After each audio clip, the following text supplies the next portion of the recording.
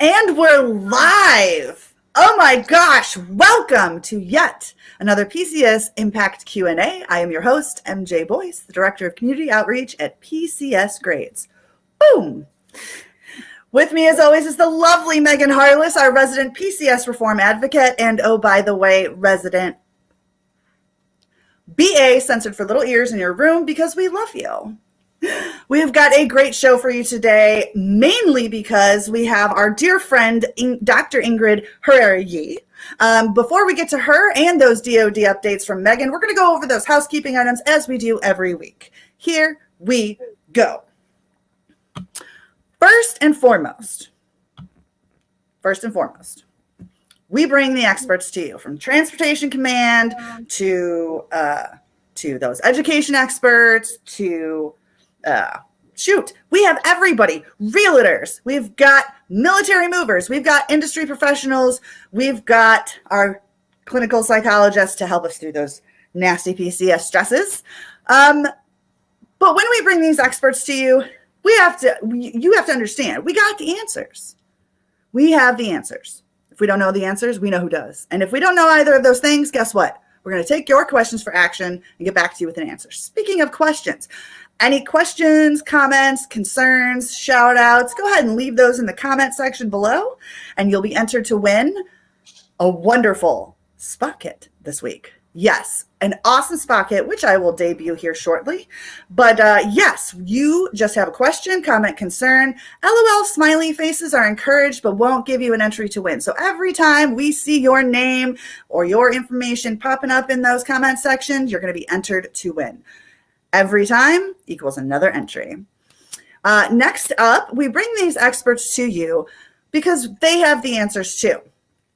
Sometimes you're going to have specific situations with your specific military family that are specific to you and your area. And in those cases, your two resources will forever and always be your local chain of command and your local transportation office. Those are the people who know you.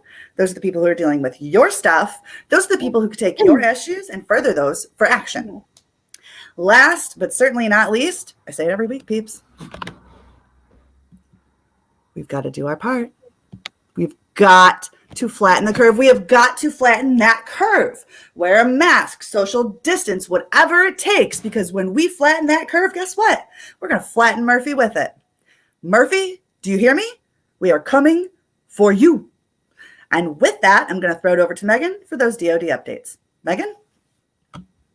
Hey, everybody. So just a couple of things for you this week. The first one, if you've seen it posted in the group lately, we posted an article that talked about some port issues that are happening at Port Los Angeles and Port Long Beach, that there are some delays happening there and some backups with container ships that are happening. So if your shipment is going through that port, either going Oconus or coming back to the States, there might be a delay in receiving your shipment. The big thing about knowing about this issue is that it could impact whether or not you are eligible for an inconvenience claim. The regulation does state that if it's something like a natural disaster, customs issue, port issues, things that are outside the control of your TSP, your transportation service provider, that you're not eligible for an inconvenience claim then. But we're going to drop the link to that article in the comments. We're going to drop the information about inconvenience claims in that comment. If you're curious about where your shipment is going to or from and what ports it's going through, you can contact your move coordinator and ask them, and they can be able to provide that information for you. And the last thing I want to tell you about, we're starting to see a lot of people come down with orders for moves happening this summer. As soon as you get your orders, get on DPS and go ahead and set up your move. This will give your assigned company time to plan your move, time to properly be able to staff it. That way they're not jumping through hoops trying to get your move serviced. You don't need to have an address right away when you set up your move on DPS. Just put in your gaining location wherever it is that you're moving to. But as soon as you get your orders, get on DPS and go set it up. And that's all I got for now. Send it back to you, MJ. You're muted. You're muted. Story of my work from home life. I mean, really. Off this week, yeah. Seriously. I mean, I'm going to go back and look and see if there was a week that I wasn't muted, and then I'm going to give myself a gold star. So anyways, okay, so thank you for those DoD updates. Just a reminder to everybody, Megan goes down that policy rabbit hole for people like me and people like you to break it down Barney style so that we can have a better PCS. Now, I would like to introduce a very awesome friend of ours, Dr. Ingrid Herrera Yee, who we've known for several years now. And, well, I'm going to go ahead and let her tell you a little bit about herself. Ingrid. Hi, I'm so happy to be here to support the wonderful work you do here at PCS Grades. And, you know, in recognition that, you know, mental health, stress, self-care is so key when we're going through this humongous stressor, right? So a little about me, military spouse, Army all the way. So I've been Army active duty, Army Reserve, Army National Guard spouse, 3 kids, 6 PCS moves. And so, yeah, so I know this personally and also professionally. And I've been working as a clinical psychologist and a researcher with my focus on suicide prevention for, I'm dating myself, 17 years now. So I've been in the field for 17 years and about the last 10 years or so, 12 years, working specifically with military families, military service members, suicide prevention, stigma reduction, you know, access to mental health. So I'm all about wellness and mental health and bring it to the people. So that's who I am. That's what I do. So yeah, that's awesome. My intro. Bam! Forget you, elevator pitch. Just bring Ingrid on board, and we got this on lock. And as far as dating yourself, let me just tell you, I'm Jay. That's it. That's all I have to say is I'm jealous because you're gorgeous. Where am I at? Okay. So down to business. Let's hit this ground running. All right, let's talk about some PCS stress because that's what it is. Like at any point, even in a great move, there's going to be stresses, right?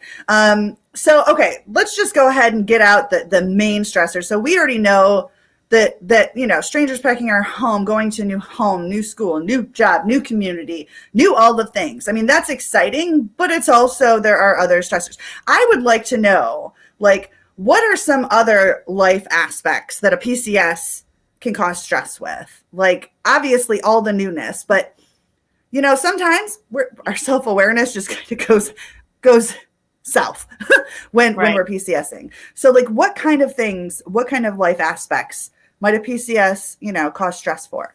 Right. Well, there's so much, and you've mentioned some good ones, but, you know, just the stress itself of packing, even if there's people coming in doing the packing for you, it's stressful because, I mean, I've had to open up packages with, like, my trash packed. They seriously, you know, you open it up and you're like, oh my God, it's the house trash with trash in it. So, you know, the stress of packing, even if other people are packing for you, downsizing, because, you know, at least for me, I remember, you know, thinking, oh, you know, for our next, you know, as we move, I'm just going to get rid of a bunch of stuff. And you do. And then the next move, you know, you add a lot more stuff and then you go through the same process again, coordinating pets, coordinating cars, coordinating your household goods, coordinating from one school to another if you have kids. All of that is huge stress. And then, you know, the biggest, the loss of community. Sure, you're going to gain a new community, but that takes time. So there's, you know, it's really a grieving process of saying goodbye to what you've known, people that you've loved and they've supported you and you've supported them. So there's that stress. And then stress related to timing. You know, when are you going to receive your household goods, especially in the COVID world? You could be getting your goods in months, right? Instead of like promised in a few weeks. You may be living in temporary housing for who knows how long on air mattresses. You know, there's damage. You know, I've gotten so many damaged goods to our home that we had to take losses on. You know, important things like, you know, heirlooms or, you know, the first dress I wore on our first date with my husband, things were just missing, right? So that's stress. And then having to learn about the area that you're going to, establishing brand new connections, a new normal. We all have had that conversation where it's like, you know, hey, stranger, can I use you as an emergency contact? You know, so all of those things. Yeah, I mean, that's just so much stress. And the emergency contact one, I think we've all kind of done that, where we've kind of knocked on a door, or like, we're hey babe, like, do you have a friend at work that you met yesterday on your day one that we can put down in case something happens? I think we've all kind of been there for that.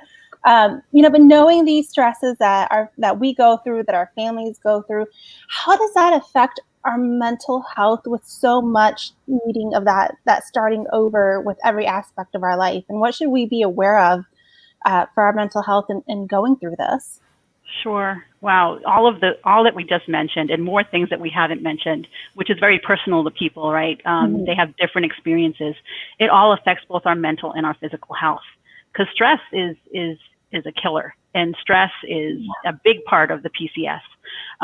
So trying to keep that at a minimum, which is a lot to ask, is really key for you to have a successful PCS move with your mental health intact. But of course, it's much easier said than done, because you have to start over and over and over again. And there's no such thing as being like seasoned at it, because you're always thrown new obstacles, new things, no matter how many times you've been through it. Like I said, I went through 6. So each one was different levels of disaster. So, having to start over and over again, and you already start out with that whole, oh my God, is it going to be that bad again? And so it takes a toll on our mental health and our kids' mental health, our family's mental health. So all that starting over is definitely, it's important to look out for your well-being and your family's well-being. No, definitely. And it's so funny.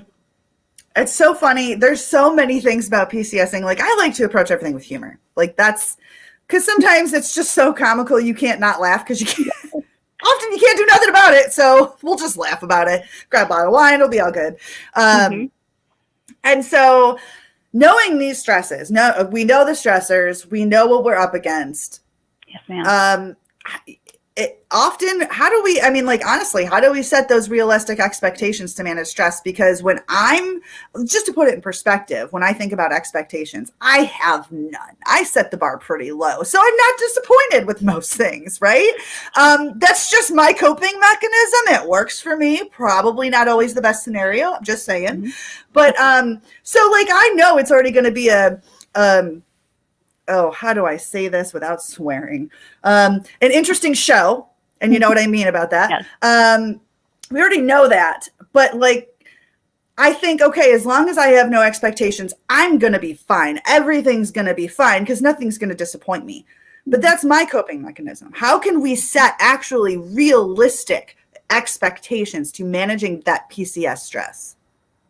Well, you said it just with, setting realistic expectations. It really starts with being easy on ourselves. And whether it's, completely not having any expectations, or outlining those expectations for yourself, because we know that with life and with PCS moves, things rarely go to plan. So remembering that and knowing that regardless of what happens, it's going to be okay. You will, PCS again, your friends, your fellow military families have all PCS over and over again. So it will be okay. Letting things happen, but preparing as much as possible. But really important is really not listening to any negative self-talk. So, things that go in our head that are like, oh no, this is going to be a disaster. There's no way I can fix this. Making sure that you're aware of that negative self-talk, and trying to reframe it for yourself. Like, say things like, I got this. I've been through other moves like this before. Yes, this is not helpful and it's going to set us back, but we can do this. Really reframing the way you look at some of the obstacles that you're going to face. Also, enlisting help from others, fellow military spouses, others that are going through this process. If it's your first PCS move, definitely enlist help. Talk to other spouses and families who have done this, been there, done that, and got the t-shirt, so make sure that you enlist help. Delegate. I use my kids. I delegate. I use my husband. I delegate, and I say, I'm doing this, you handle that. Don't take it all on yourself. I understand that our service member is busy too, but so are we, and we're trying to juggle it all. So make sure that you delegate. Don't overwhelm yourself, because that's just going to really affect your health, your stress level, And that we don't want that. We want you to be healthy and happy and to be able to, take this PCS move in stride despite the obstacles. But take time to breathe. Exactly. And Joyce, shout out Joyce, accept support from others, which is something I think we're actually going to touch on here shortly, but that is huge because often we're like, no, I'm good. No, I'm good. I got this. I am Superwoman. I am the Rosie. Yes, I am. No, like just accept it because it makes them feel as good as, it would, as it helps you. Right. Exactly. And take time for you. Take time for you to decompress. Even if it's 15 minutes, just, wake up before everyone else in the morning and do some meditation, listen to music, do some exercise, whatever it is that's your happy place.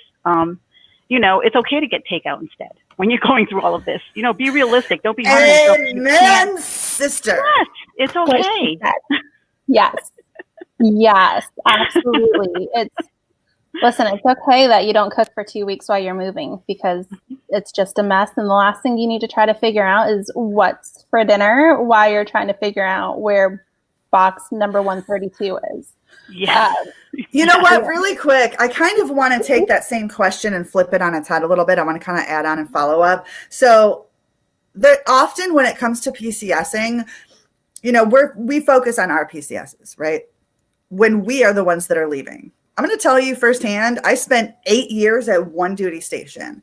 Just by some weird timing happen chance, that is the way that it happened. I spent 8 years, which had its benefits, but also had its drawbacks. Because do you know how many friends, family that I had to say goodbye to over that period of time? It wrecked me. It is, in my opinion, so much easier to be the one going because you have all those distractions of monitoring your PCS than it is the one watching it happen live in living color. So what would you say to those who are remaining behind when their fellow military families that they've become so close to are leaving time and time again?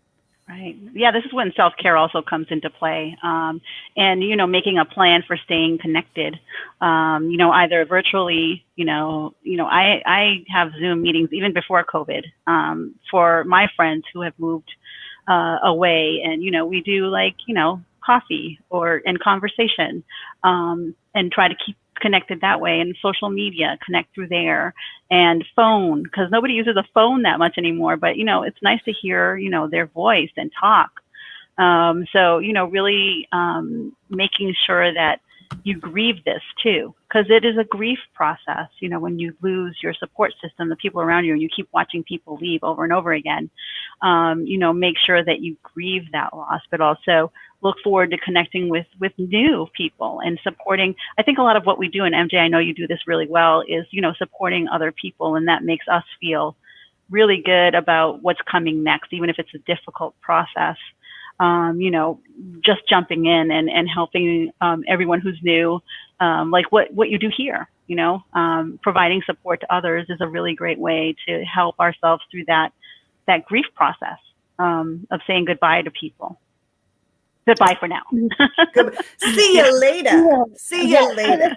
Goodbye is so permanent. It's always see you later. Yeah, that's true. When we talk about people leaving, sometimes I try to put it in perspective of, when we talk about deployments as well and your spouse leaving and, what do you do after they get on the bus and go away, and you find that self-care item that, makes you feel like it's going to be okay. And for me, it's, getting a Starbucks and finding Target and walking the aisles and knowing that it's going to be okay because I can always come to Target and find a new pillow that my husband will complain about later. So when you have friends leave, it's finding that little self-care thing that kind of helps you get through that little transition phase. For a lot of us, we have children that go through PCSs as well, and they experience things and they, understand things at a very different way than what a lot of adults experience. So how can we help our kids kind of transition through a PCS, set realistic expectations for them, and to help them manage their stress when they may not understand why their dolls are getting boxed up or why something is happening within a move? Sure. No, absolutely. Our kids are such an important piece of this because they go through this too. And I would argue that probably more than us because, we are, as adults, we try to plan and organize and realize that even though it's hard for us, our kids, a lot of them keep things to themselves. They don't share their stress. So something that I found that's been helpful for kids with the process of any transition, social stories. So before we moved, every move, I would go online and find as much as I could in terms of pictures of the new school, pictures of the new neighborhood, anything, and talk to my kids about, and this is not, my kids are on the autism spectrum, but this is important really for any child, using the use of social stories to talk to them about what the new place is going to be like and what they can look forward to.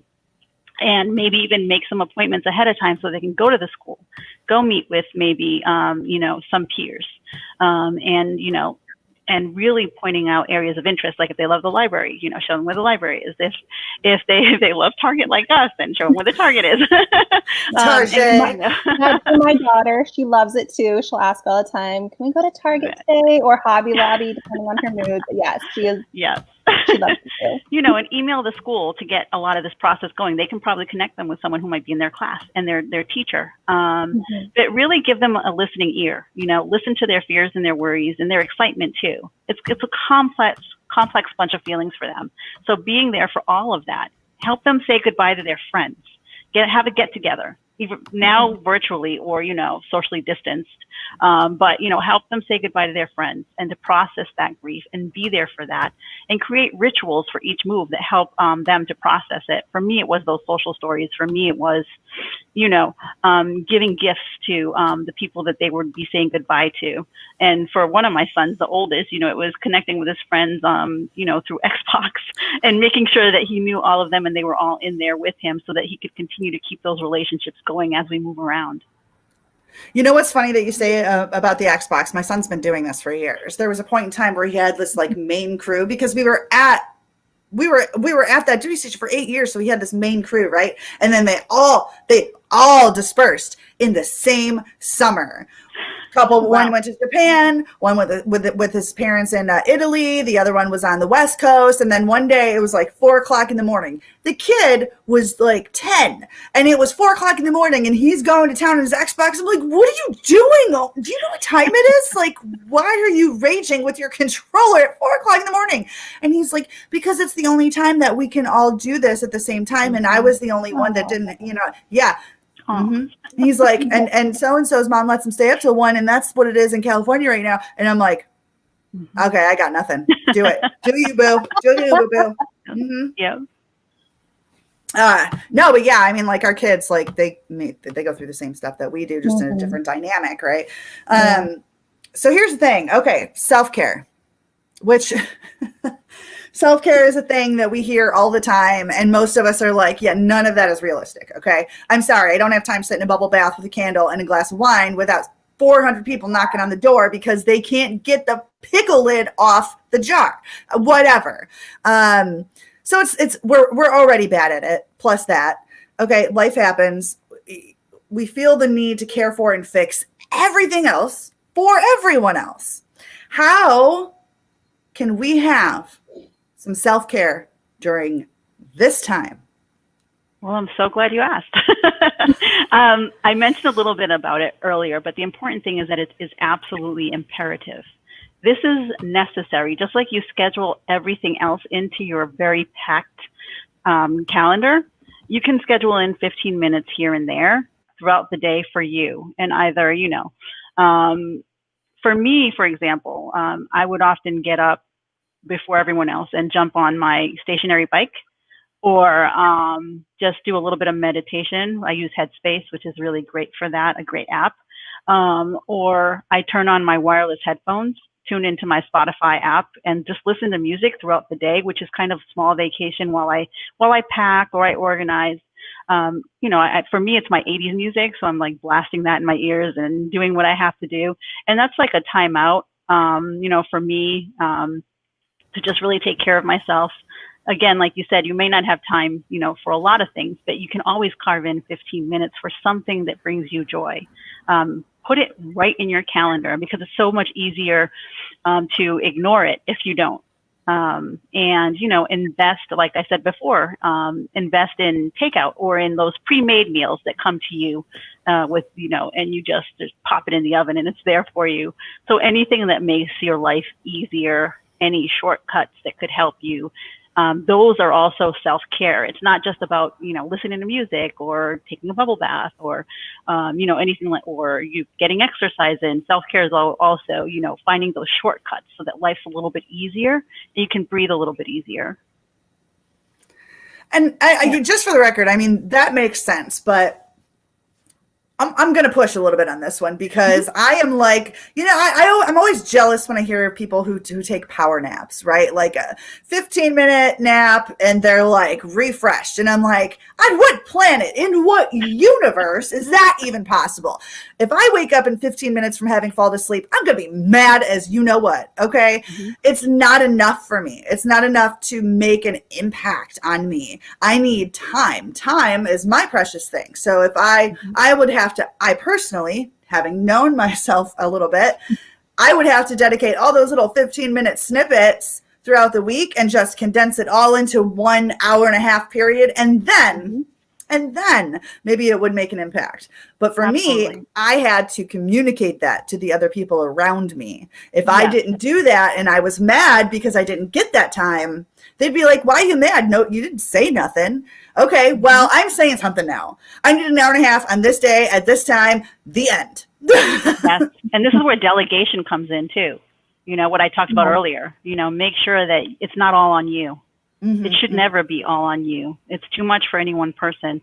Honestly, we need an army of people to deal with PCSs, right? We don't have that, but at least, learn to delegate. I know it's hard to do because, for me, I'm like used to just taking care of everything and everyone on the day to day. So shifting to delegation in work and in life is a challenge for me. Because I'm like, I can do it. I don't want to put things on people's plates. They're busy too, but guess what? So am I. So I've learned to delegate. It was a hard learn for me, but I've learned, and it's so vital to your own mental health and stress level. And and it teaches our kids responsibility, and they're gonna grow up and move out, and they're gonna have those responsibilities. So this is good for them to learn. Yeah, and I think delegation for a military spouse, it's like asking for help. It's one of the things we don't want to do. We have to learn how to do it, and we have to be brave enough to kind of let it happen, because we want to be so in control of planning and processing and making sure the pieces all go together. That sometimes letting go and trusting, our oldest child to take care of something or, somebody else to take care of something, it can be really, really hard. But once you go through it, once you practice actually doing it, it does get better, it does get easier, and then it does help make life run a little bit smoother. But taking the same thing, going back to our children, how do we help them have ways of self-care for themselves? Sometimes they're whining. We think, oh, you're tired, you need to go take a nap, or we're like, you're too cooped up, you just need to go get some fresh air. And that may not it may be what they need, but it may not necessarily be what they need. So what are some self-care tips that we can use for children to help them during this transition time as well? Sure, and that is certainly a part of it, giving them their own timeouts, either to go outside or do something that makes them feel good. But self-care for kids is different. It's not so much about the process, but about helping them to cope with their feelings, having them do things they enjoy, which we already talked about, like the, connecting with their friends through Xbox or whatever it is to help them process. But it's really the piece about helping them to really identify and talk about their feelings, because depression in kids looks different than it does for adults. It looks like irritability and anger. So you think they're just being, difficult, but when in actuality, it might be that they're depressed. So making sure that their mental health is taken care of, that you're there to talk, that if necessary, you reach out to a professional so they can talk with a professional as well. It's really about caring for their feelings and their helping them process the loss of the move, the loss of their friends, the loss of what they've known. And as an auxiliary, like I said, let them do things that they enjoy. So normally, like you just said, MJ, 4 a.m, Xbox is a no. During a move, maybe time online is very restricted, maybe being a little less. So during the move, so that they can use those as coping strategies to deal with their own stress. Like normally I would let my kids, play their video games in the car off my hotspot while we're driving to where we're going, where normally in the car they're not allowed to use it, so little things like that really help make it easier for them.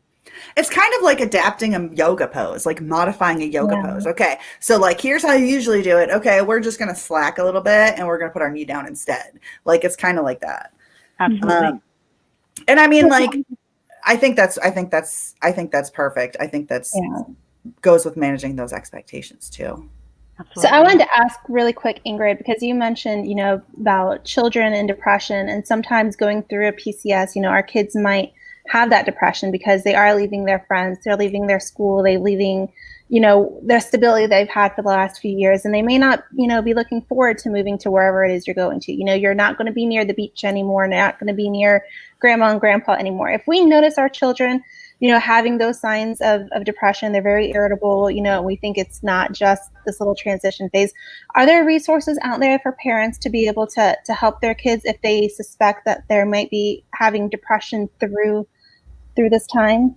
Yeah, I mean, there's various, and it depends on the level. Like if this is going on during the move, and then when you're in the new community, it continues for like a month or more, then you're probably looking at possibility of clinical depression.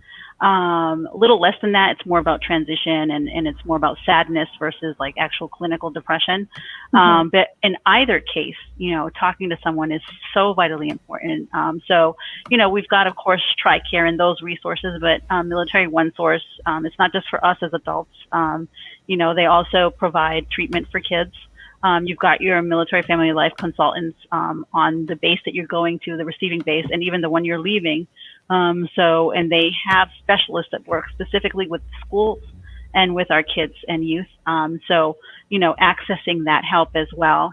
Of course, if it's an emergency and you see any signs of, my wheelhouse, which is suicidal ideation, emergency room, I wouldn't even bother with like calling, they're useful, the military crisis line, burn crisis line, all that. But if they're at that point, just go head straight to your emergency room and get some assistance. But all in all, it's just important to get them to talk. And I know it's hard, especially when we're talking about teenagers, because they already don't talk much. I know from my teens. So, just make sure that you're always there, always reaching out. They may be irritable and be like, I don't want to talk to you, because that's what I get.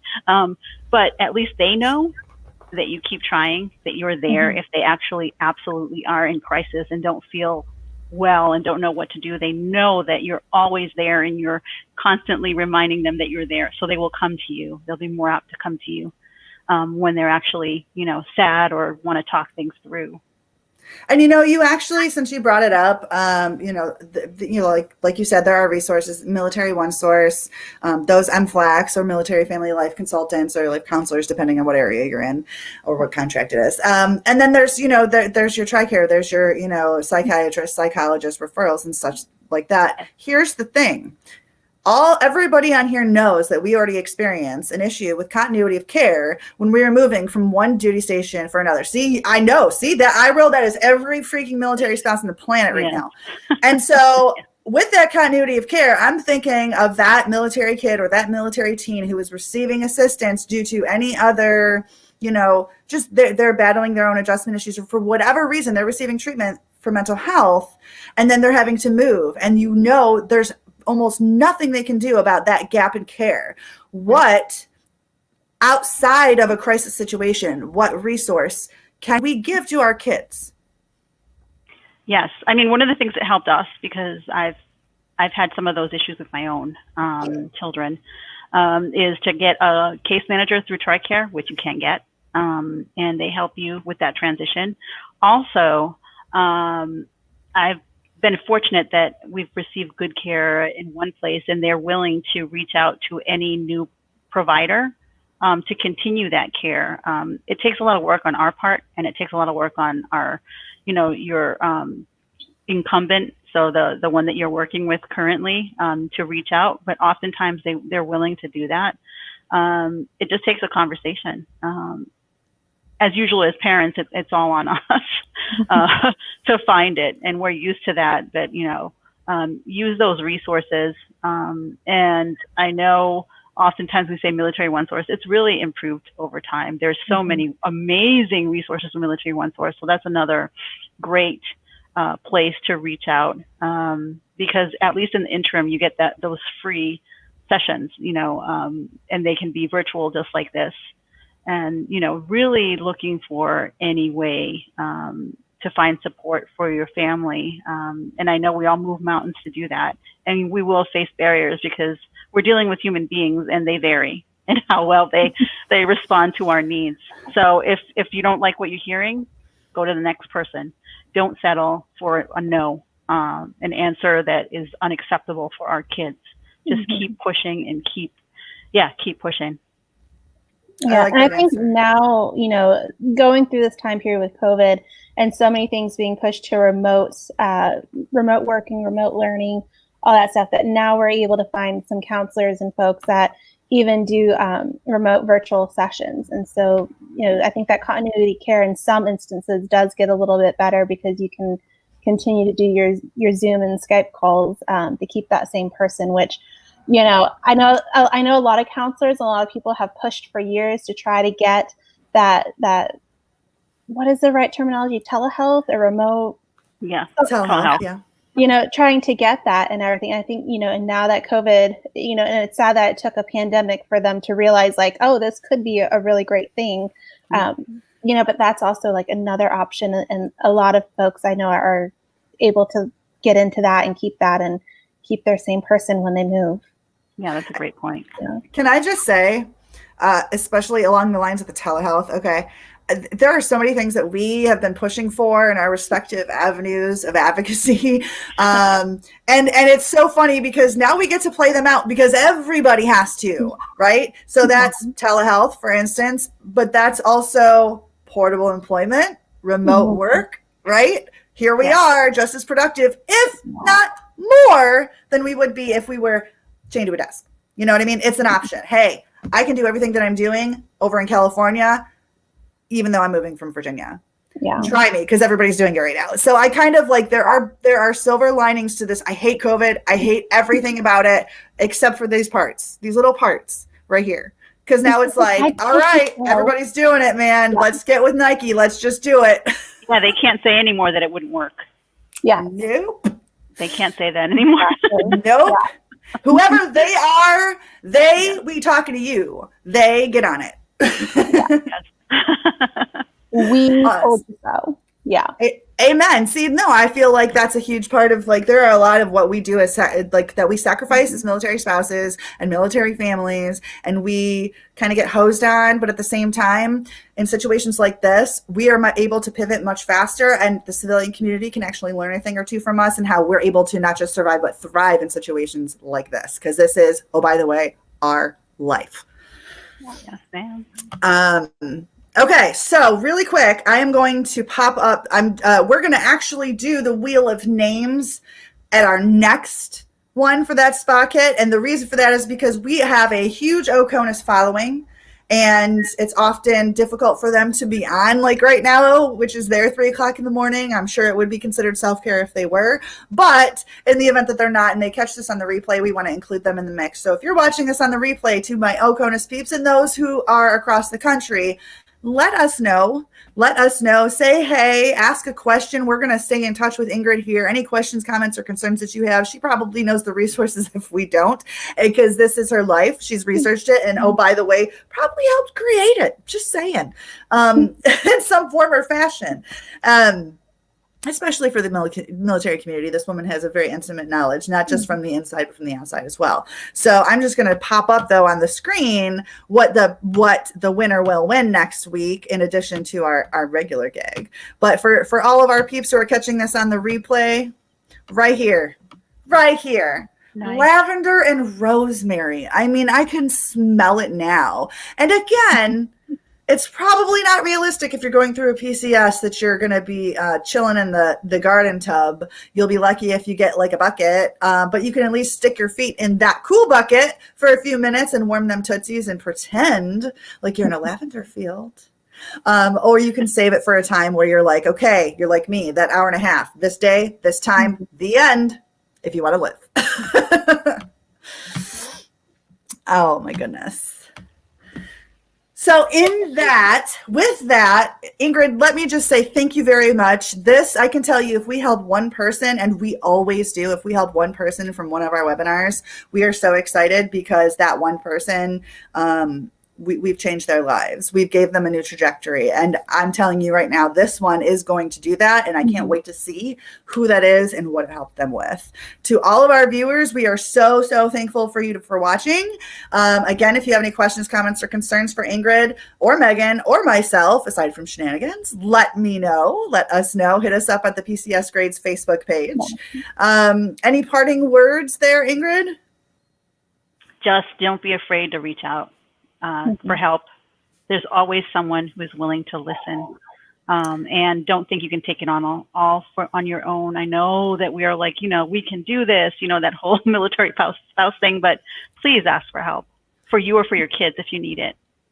Yes, yes. And of course, as previously stated, always remember that until next week, Megan. This too shall PCS. Bye, everybody.